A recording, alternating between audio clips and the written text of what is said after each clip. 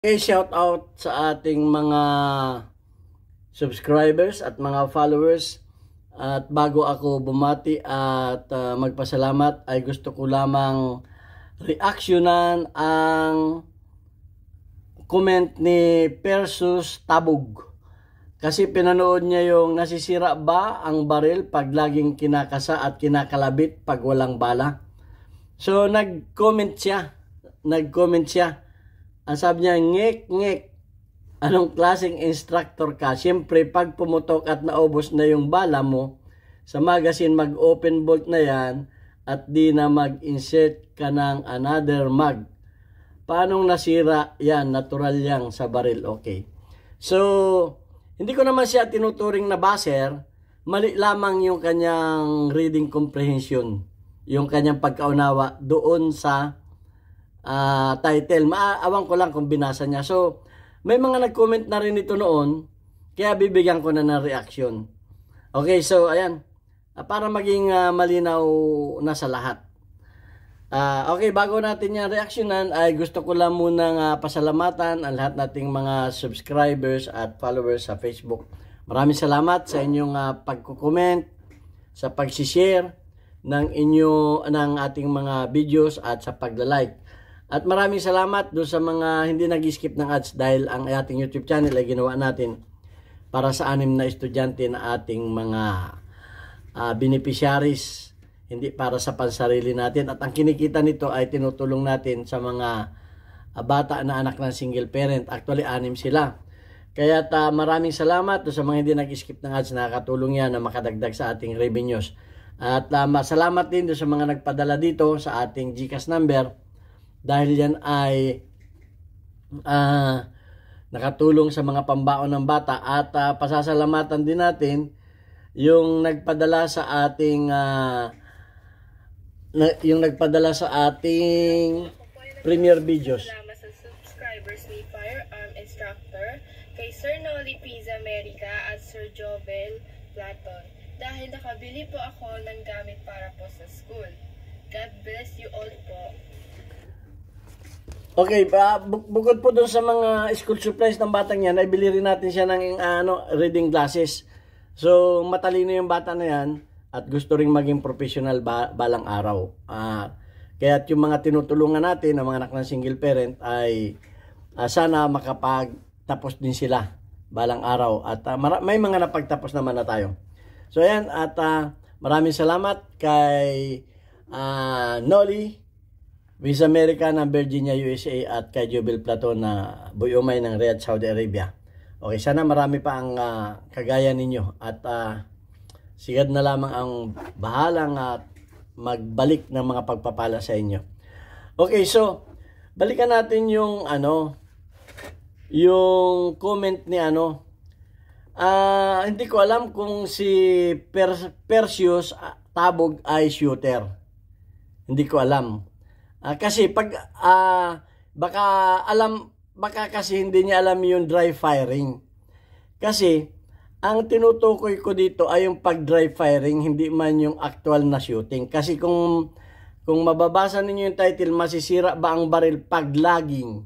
Yung pag lagging, yung kahit hindi ka pumuputok, pag lagging laging kinakasa at kinakalabit pag walang bala. Laging kinakasa.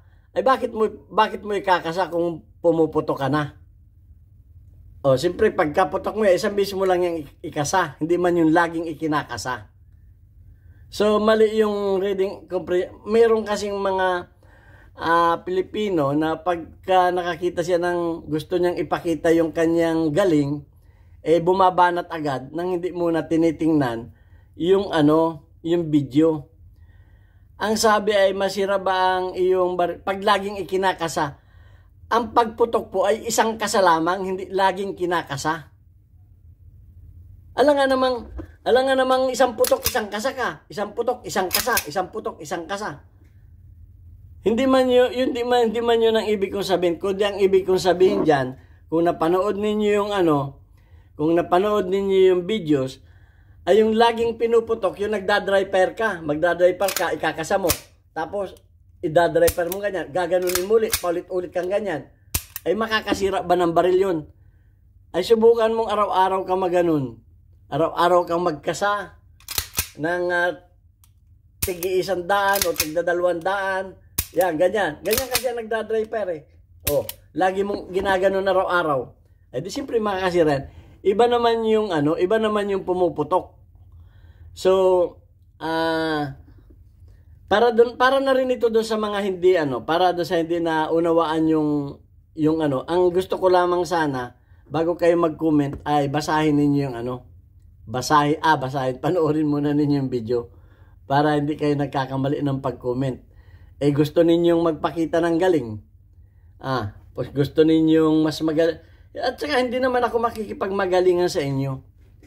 Gusto ninyong magpakita ng galing pero mali naman yung pagkabasa ninyo ng mali naman yung pagkaintindi ninyo doon sa title. Okay. So, hindi ko alam kung si Perseus Tabog ay shooter. Okay. Dahil ang mga shooter ay laging nagda-dry fire yan. Para sa muscle memory. Yan ay pinaliwanag ko na yan. Importante sa shooter ang laging nagda-dry fire. Ay kung nagda-dry fire ka ng ganito. Isang kasa, isang putok, isang kasa, isang putok. Yan ay may epekto sa baril. Hindi yan magkaka-epekto ng 1 taon o 2 taon. Ang baril natin ay panghabang buhay. Tandaan ninyo, ang baril natin ay panghabang buhay. Kung dito sa, mapapansin ninyo dito sa Middle East, ang mga lalaki dito walang alahas. Hindi nagkukwintas, meron lang silang isang singsing na silver na may bato. Yun lang ang nakikita ko. Hindi ko alam kung anong meaning ng kanilang mga na yun, bato na singsing na yun. At wala talaga, di ninyo sa makikita ng gold, bawal daw sa kanila ang gold.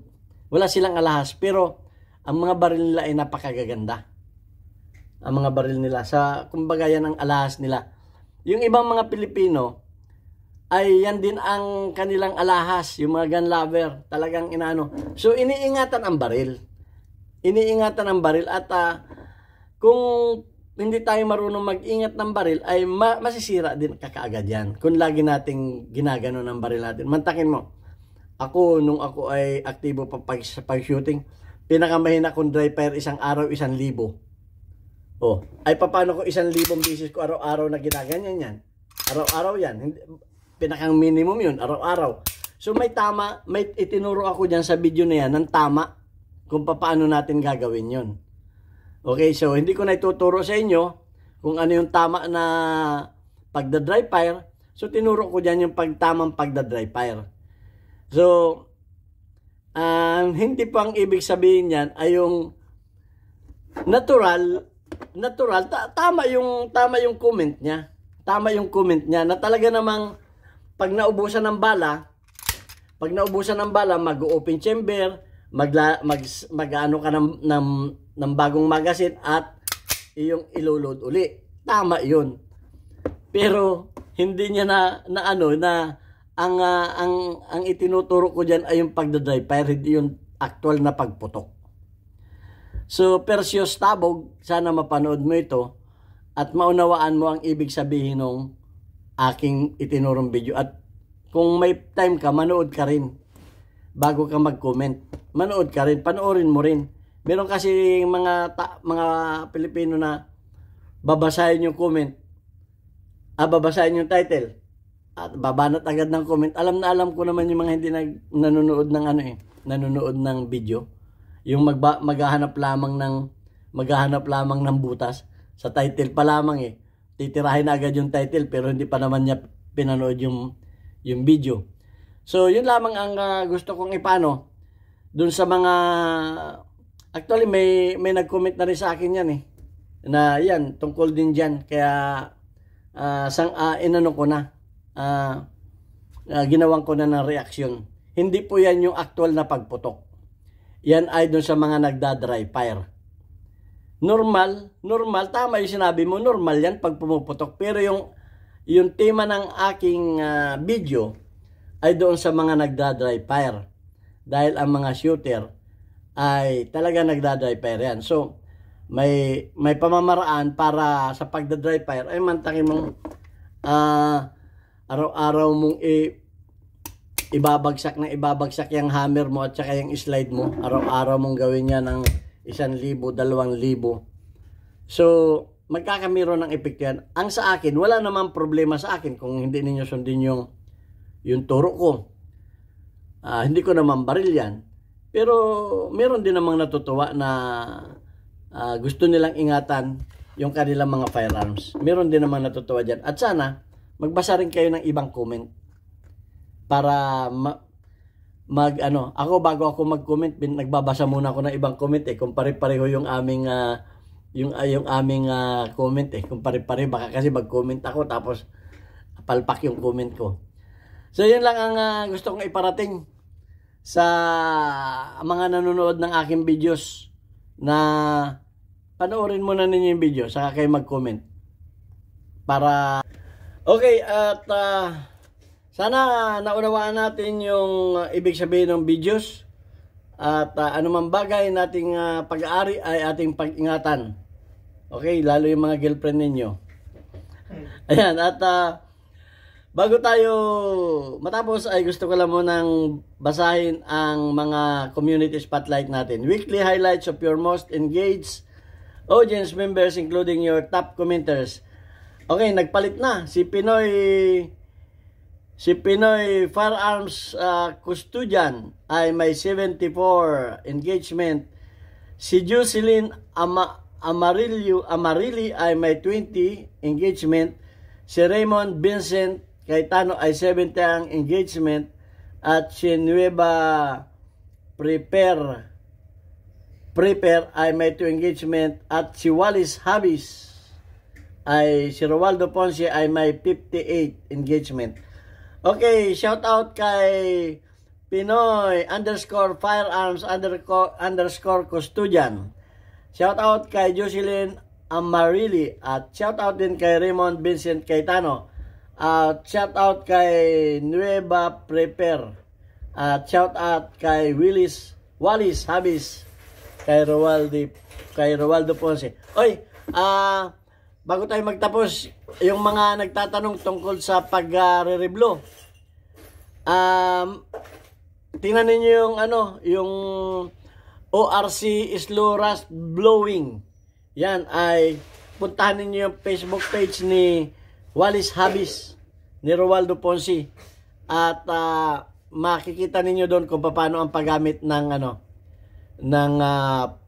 slow rust blowing, at makakabili kayo ng chemical na yan sa Shopee. Okay, ayan, at makakapag-DIY na kayo ng pag-re-reblo ng inyong mga baril. So, hindi na ninyo problemahin yan. At hindi ko na ituturo yan dahil yan ay ubaya ko na yan kay Roaldo Ponce, ang Vice President ng aming GC. Okay, Pinoy Firearms Instructor. So, yan. God bless us all. Thank you very much. Sana may natutunan tayo ngayon.